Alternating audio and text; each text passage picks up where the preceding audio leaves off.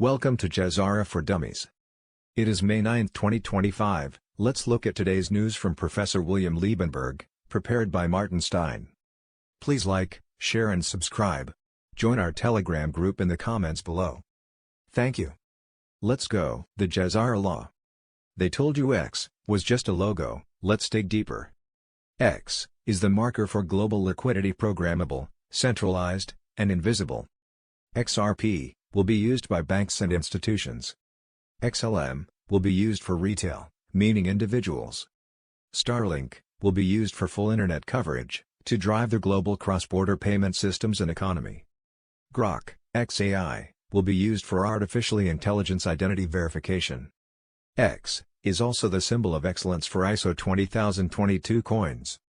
X for XRP, the fastest and most scalable digital asset. X for XLM, the low-cost and inclusive platform for financial access. X for XDC, the secure and interoperable solution for enterprise use cases. Looks like Elon Musk is setting X up to save humanity. He created a new artificial intelligence company called X.I Corporation. He has SpaceX, which is crucial for GESARA. He also changed the name from Twitter to X, a platform crucial for GESARA. This platform is getting a payment processor, and many other features, which will be a major leap. Elon's son's name is X-12. Let's watch this clip. And here's exactly how to pronounce it. Take a listen. I mean, it's just X, the letter X. And then the AE is like pronounced Ash. Yeah. And then A12 is my contribution. Oh, why A12? Archangel 12, the precursor to the SR-71. Coolest plane ever. All right, so there you have it. X-A12. Generation X includes those born between 1965 and 1981. Musk is from Generation X, and was born on June 28, 1971. On to the new pope. White smoke from the Sistine Chapel chimney. A new pope has officially been elected. Let's watch this clip. It is. It's white smoke. It's white smoke, and we see the crowds cheering there. It is white smoke. Robert Francis Prevost of the United States has been named the 267th Pope. The new Pope, Leo XIV Cardinal Robert Prevost, is the first Pope from the United States. He spent much of his career as a missionary in Peru. Peru diocese is under a child trafficking probe, with a long history. Trump always shoves evil into the light. Do you understand? There will never be another pope. Fast X movie showed the Vatican would be blown up. Time will tell. Will all be locked down, or is it all just distractions? American Pope, selected by Trump, for the ending? Trump puts them front and center every time. In the Rods of God, and World War II article, the Vatican is one of the 34 satanic buildings to be destroyed. Q Military Intelligence Post 998. Pope will be having a terrible May. Tell us, Q, how many are connected to Roots? The chair serves the master. Who is the master? P equals C. U.S. debt is now getting completely out of control. At this point, it's not a question of if it breaks, but what breaks first. Banks in the economy. The Office of the Comptroller of Currency clarifies that national banks can buy and sell crypto assets at customers' direction, and outsource custody and execution services to third parties with proper risk management. Payment systems. Breaking, Ripple settlement agreement filed by SEC. In a new letter to Annalisa Torres, a United States District Court judge for the Southern District of New York, the U.S. Securities and Exchange Commission, SEC, has confirmed that it has reached a settlement agreement with enterprise blockchain company Ripple. Ripple and the SEC will be able to voluntarily drop their appeals after this. To summarize: 1. Injunction is set to be dissolved. 2. Ripple to pay $50 million, not $125 million. 3. Remaining escrow funds are released. 4.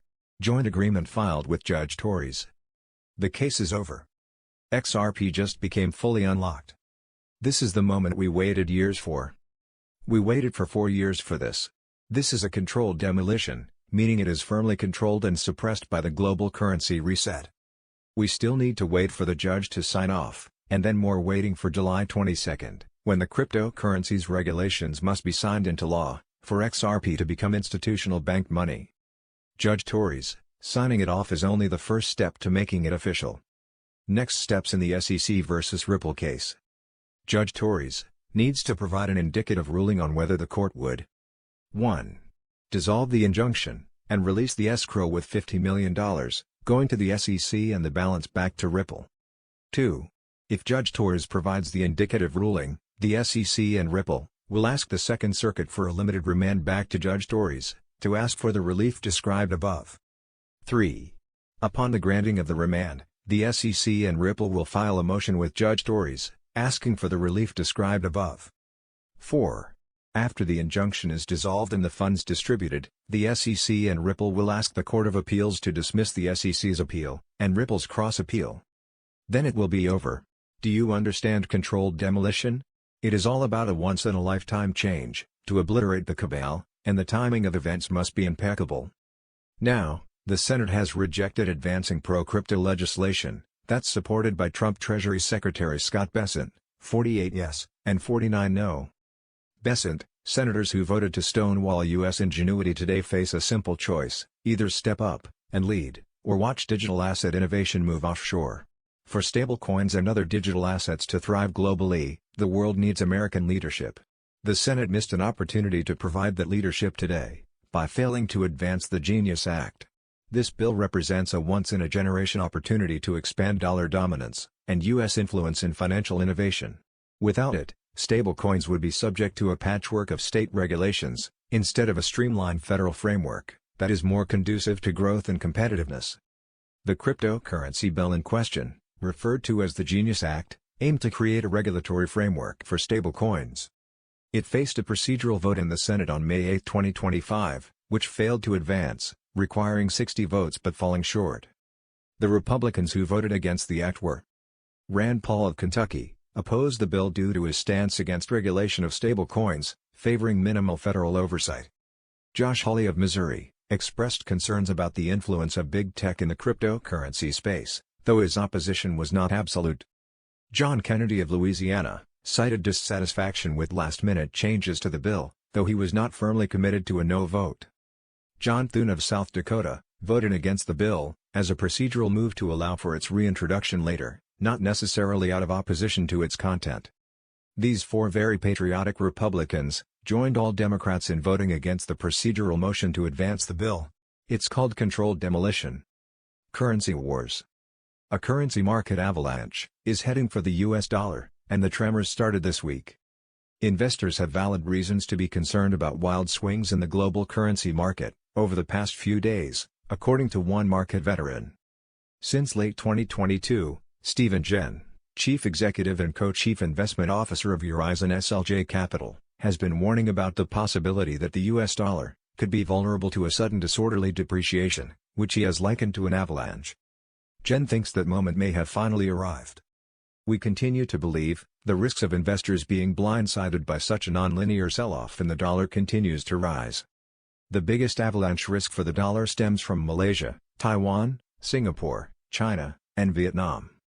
Global dollar reserves held by foreign central banks have been falling for years, and investors have seen few signs so far that foreign investors have moved to meaningfully reduce their holdings of U.S. bonds.